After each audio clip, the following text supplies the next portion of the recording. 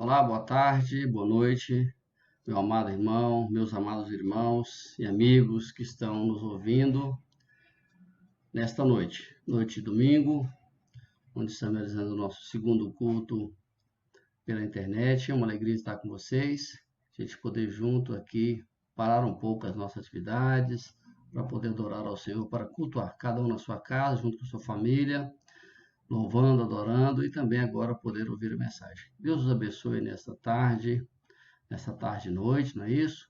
Para que você que está aí do outro lado. Fico feliz em poder contribuir, poder participar junto com você e poder estar dentro da tua casa e junto com a sua família podermos cultuar ao Senhor. Nessa noite, amados irmãos, quero falar sobre dignos de sofrer por causa de Cristo. Voltando ao tema do livro de Atos, que é a nossa proposta desde o início do mês. Então vamos continuar falando aí sobre a igreja, sobre assuntos que são pertinentes à igreja. E eu creio que neste momento é muito oportuno tratarmos sobre assuntos relacionados à igreja, conhecer como a igreja do princípio, do início, fazia, o que elas estavam praticando, aquilo que estavam realizando. Eu sei que certamente contribuirá muito para o nosso crescimento neste momento de crise. O texto que vamos ter como base para a nossa meditação desta noite, Atos capítulo 5, 40 a 42. Diz assim: chamando os apóstolos, açoitaram-nos e, ordenando-lhes que não falassem em nome de Jesus, os soltaram. E eles se retiraram do sinédrio, regozijando-se por terem sido considerados dignos de sofrer afrontas por este nome. E todos os dias, tendo no templo e de casa em casa, não cessavam de ensinar e pregar a Jesus, o Cristo. Vamos orar? Senhor nosso Deus, nosso Pai. Pai querido, diante do Senhor estamos aqui neste momento para suplicar que o Senhor nos ilumine nesta noite, neste momento, Pai querido, para transmitir a Tua palavra aos Teus filhos que estarão ouvindo essa mensagem. Que todo aquele que ouvir essa mensagem seja abençoado pelo Senhor, seja impactado pela Tua palavra. Seja desafiado, Deus amado, a caminhar segundo o teu querer. Pai amado, se o Senhor não estiver conosco, não tem motivos para gravar uma mensagem, para transmiti-la e também para aqueles que estão ouvindo. Deus amado, a Ti nós rendemos toda a honra e toda a glória, suplicando que o Senhor Santo Espírito fale no coração de cada um que estará ouvindo essa mensagem. Eu oro em nome de Jesus. Amém. Queridos amigos, amados irmãos, tenho dito e quero reiterar novamente, temos muito, mas muito a aprender com a igreja de Atos. Particularmente a nossa igreja, eu creio que tem aprendido muito. Neste episódio aqui narrado no capítulo 5, nós somos desafiados a se colocar no lado dos apóstolos, para tentar entender o que eles passaram, o que eles sentiram. Interessante que eles foram presos e justamente açoitados e se sentiram dignos de receber aquela afronta em nome de Jesus. Amados irmãos, que coisa linda e coisa maravilhosa. Mas eles foram açoitados por causa da sua fé, do trabalho da evangelização, cumprindo a ordem de Jesus havia determinado para eles e para nós, ide por todo mundo. Eles então ficam felizes. E Lucas, ao relatar o que estava acontecendo, é claro, ao falar que os apóstolos, naquela época, faziam sinais e maravilhas, estavam realizando obras grandiosas em nome de Jesus. O poder de Deus estava com eles naqueles momentos, era uma atuação grandiosa de Deus por meio dos apóstolos, e Deus atua por meio dos homens que Ele escolhe, que Deus escolhe. Então, amados irmãos, aqueles acontecimentos, a tudo aquilo que estava acontecendo com o povo naquela época, faziam com que os apóstolos mostravam aquilo que Deus queria. As pessoas eram curadas, as pessoas começavam a se tornar parte da igreja. Amados, até a sombra do apóstolo Pedro curava. Amados irmãos, os líderes religiosos, vendo aquela situação, ao invés de ficar feliz com a palavra de Deus estava sendo pregada, com as ações de Deus realizadas por eles, mas aqueles líderes, escribas, fariseus, sacerdotes, ficaram furiosos. ao ponto de mandar prendê-los.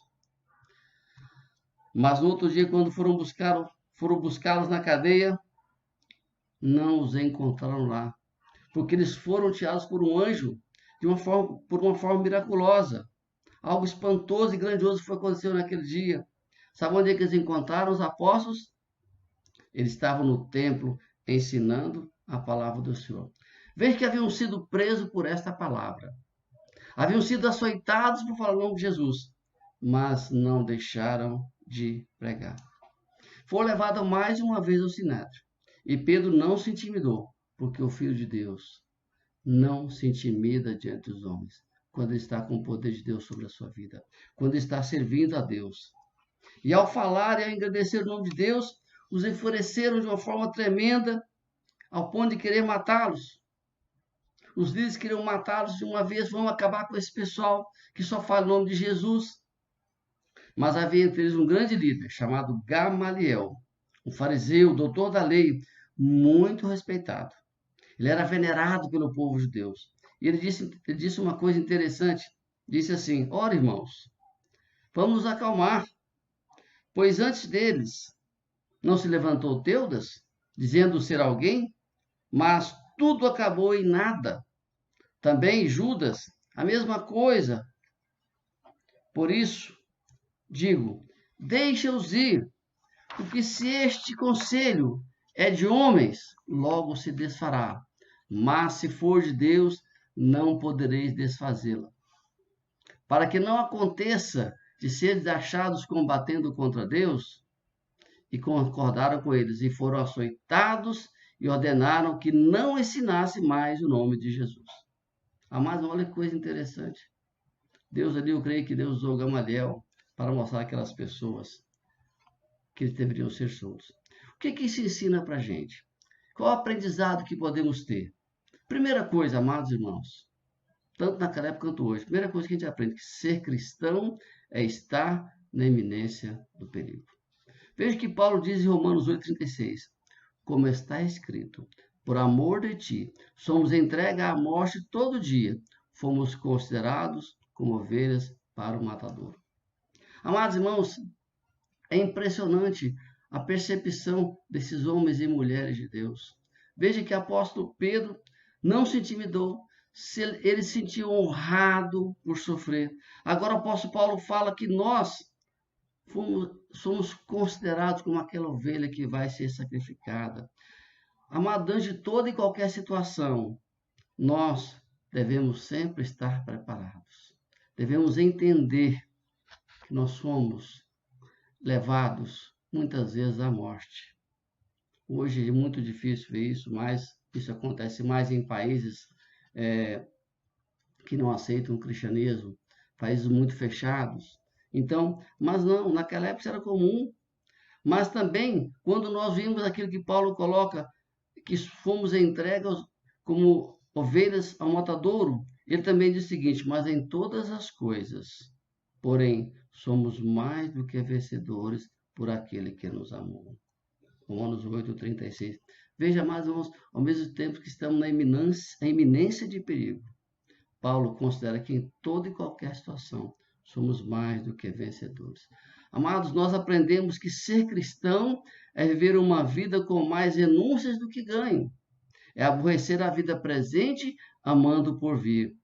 Aguardando a doce e segura promessa de Jesus de um dia estarmos com Ele no céu.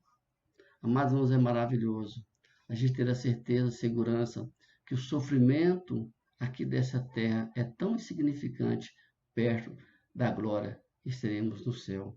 O crente em Jesus não é prisioneiro da sua própria consciência, pois a sua consciência está em Deus. É andar com Deus, é estar disposto a amar Jesus em toda e qualquer situação. Amar a Deus mais do que a nossa família, é difícil falar isso, é ir além das coisas, do comum, do trivial, é não ser morno, mas ser quente, não amando mais a nós mesmos do que a Cristo. Não amar a Cristo apenas 80%, 90%, mas é amar 100% em tudo. É amar de todo o coração, de toda a alma. de todo entendimento, não em parte, mas tudo e com todos. Amados irmãos, Martinho Lutero nos deu uma grande lição. Na ação do Espírito Santo, ele diz assim, que obedecer a Deus é somente meio das Escrituras, que nós não negociamos a verdade. Ainda que anuncie algo que seja grandioso para nós, mas nós nos limitamos a amar e caminhar segundo a palavra de Deus.